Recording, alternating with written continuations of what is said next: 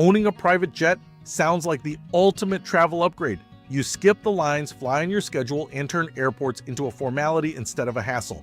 But there's a question that comes up once you look a little closer at how people actually buy and use jets. What happens when your jet can't do the trip you want? A lot of first-time buyers end up purchasing a smaller, more affordable aircraft, something like a light jet.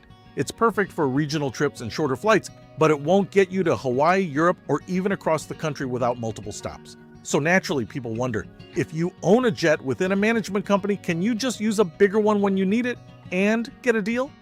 The answer is a little more nuanced than most people expect. What a jet management company actually does.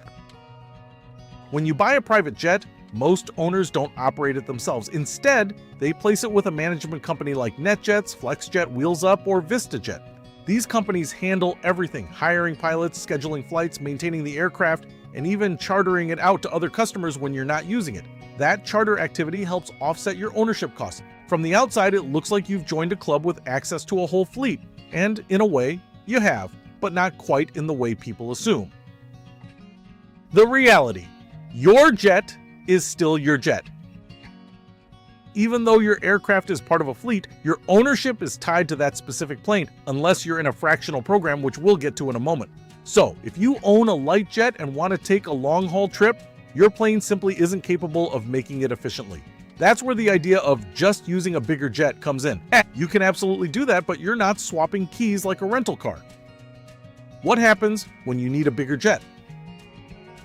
Most jet owners handle this in one of three ways. First, they charter a larger aircraft. This is the most common approach. If your jet can't handle the mission, the management company will book you another aircraft in their fleet or source one externally.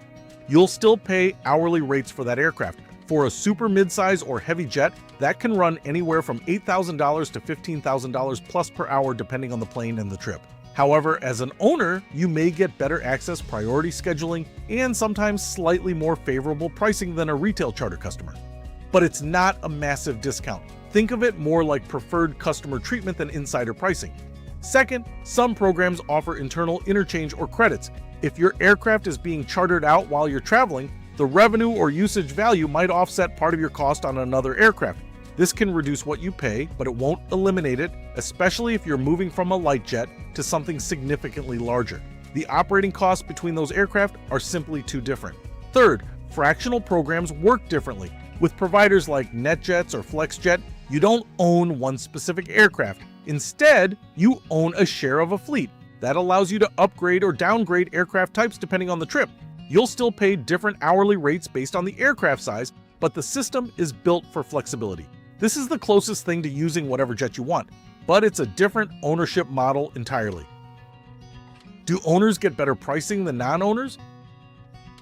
Generally, yes, but not by as much as people expect. Owners often benefit from reduced fees, better availability, and slightly improved hourly rates compared to the general public. They may also avoid some of the friction that charter-only customers face when trying to secure an aircraft during peak times. But they're not getting wholesale pricing on larger jets. There's a simple reason for that.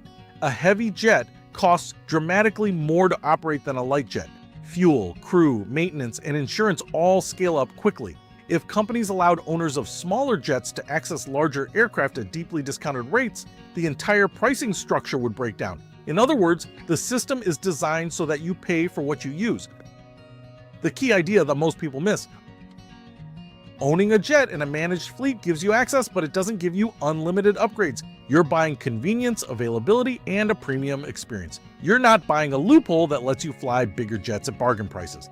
That's why many experienced private flyers either step up to a larger aircraft from the beginning or use fractional programs that match their travel patterns more closely. What savvy jet owners actually do.